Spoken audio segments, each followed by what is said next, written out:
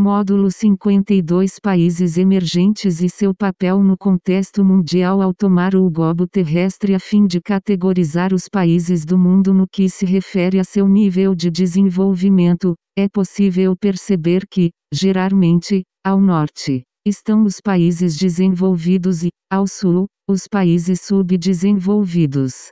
Essa divisão do planisfério é conhecida como Norte-Sul ou com relação ao nível de desenvolvimento dos países Oceano Glacial Ártico Ulu Polar Ártico Oceano Oceano Atlântico Pacífico Oceano Índico Oceano Glacial Antártico Círculo Polar Antártico. 2.490 km. Apesar de essa divisão ser bastante utilizada para a classificação geral dos países do mundo, existem algumas ponderações que precisam ser feitas a respeito dela. Como é uma classificação geral, não permite que sejam identificadas características mais específicas dos países de cada grupo. Isso significa que até mesmo os países considerados subdesenvolvidos têm muitas diferenças entre si. Uma delas se refere ao nível de crescimento. Os países considerados grandes exportadores de commodities, apesar de apresentarem problemas que os aproximam dos países subdesenvolvidos, como concentração de renda, problemas sociais, dependência de capital externo e tecnológico para seu desenvolvimento industrial, tiveram nas últimas décadas um grande aumento em seu PIB, marcado pela expansão de seus mercados exportadores e pela dinamização dos parques industriais.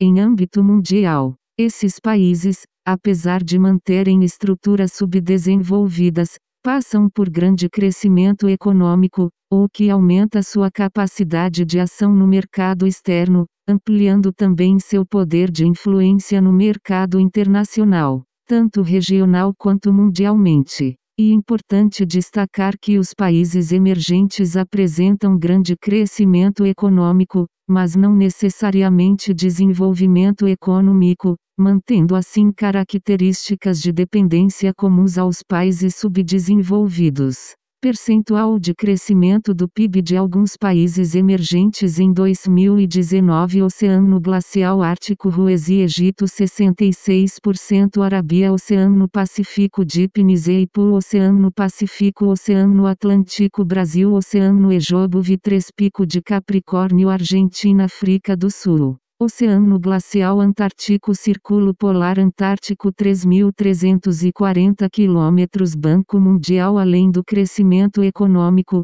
outros critérios também são adotados para classificar um país subdesenvolvido como emergente. Entre eles, estão a renda per capita e os níveis de IDH. Os países emergentes apresentam, para esses dois indicadores, valores acima da média dos países subdesenvolvidos, sendo considerados um subgrupo com características específicas dentro do grupo maior. América Latina, Ásia, África, Europa, México, China, Marrocos, Rússia, Brasil, Índia, Nigéria, Turquia, Tigres asiáticos, Hong Kong, Singapura, Taiwan, Argentina, África do Sul, Indonésia. Parte dos países considerados emergentes por região. Países emergentes na América Latina. Na América, de maneira geral, são identificados, principalmente, 3 países considerados emergentes. São eles, Brasil, Argentina e México. Esses países têm a maior taxa de industrialização nessa região do continente e também são os que apresentam as maiores economias do bloco, além de terem as maiores taxas de exportação de produtos primários.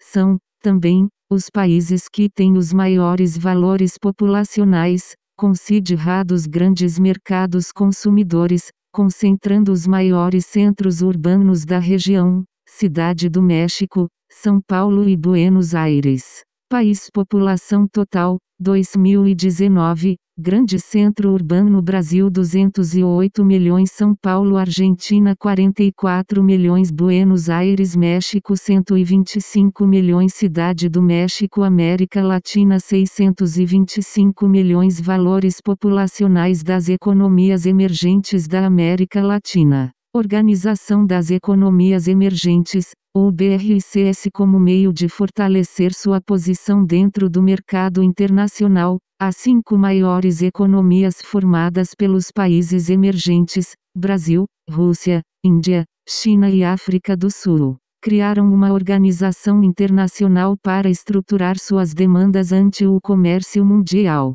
O BRICS foi criado formalmente em 2009 e, desde então, realiza reuniões anuais com os chefes de Estado de seus países membros, nas quais ocorrem discussões sobre o direcionamento de suas economias, assim como a identificação de problemas em comum enfrentados e os meios de superá-los. Módulos 53 e 54. Projetos de integração latino-americana. Muitas vezes, a produção e o consumo de bens econômicos de um país apresentam limitações diversas, fazendo sua dinâmica não ser suficiente para suprir seu mercado interno. Essas limitações podem ser tanto produtivas as que ocorrem quando os países não conseguem produzir em seu território todos os produtos que consome, como de mercado consumidor que ocorre quando um país produz algum produto ou serviço excedente ao consumido em seu território.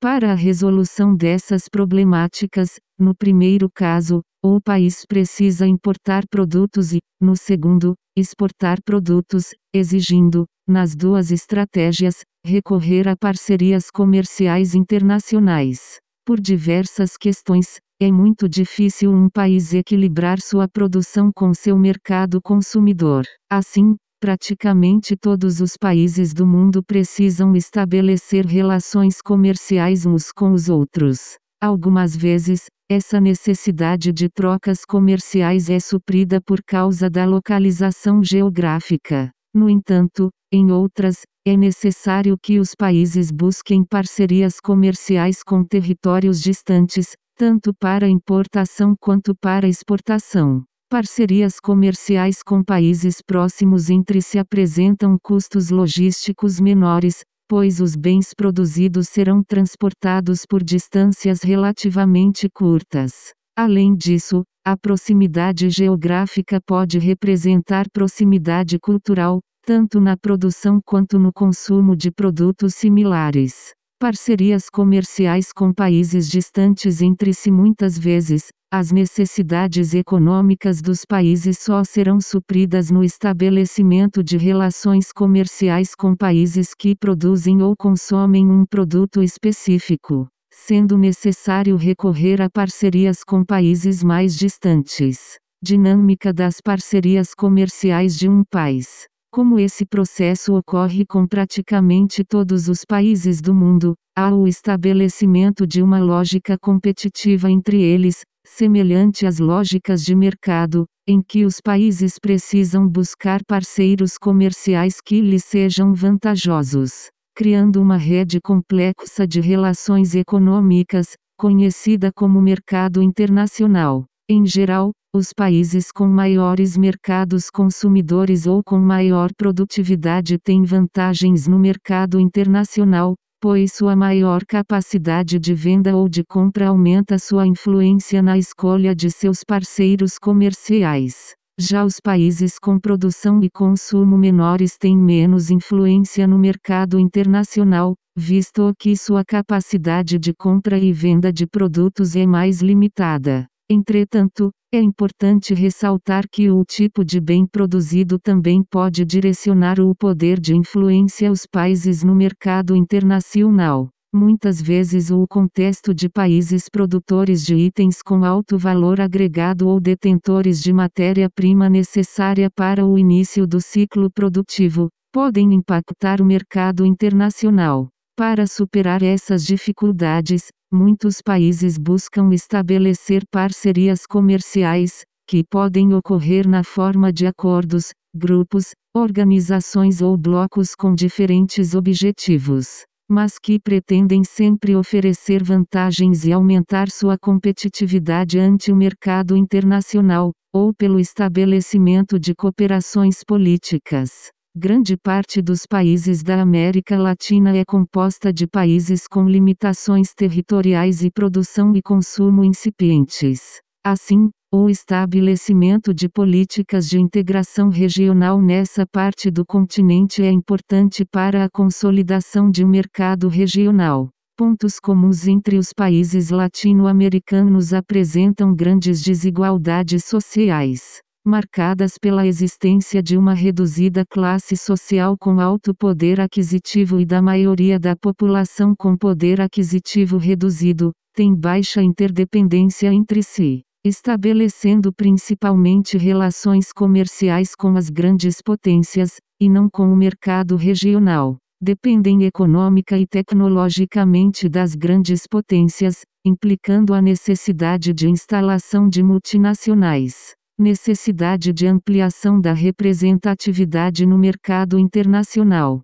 Elementos comuns dos países latino-americanos que justificam as estratégias de criação de políticas de integração regional. Assim, durante o século XX, foram elaborados diversos projetos para a implementação de políticas de integração regional latino-americana, com o intuito de incluir todos os países do continente ou integrar apenas partes dessa região, como meio de buscar o auxílio mútuo no campo econômico, ou a Unasul.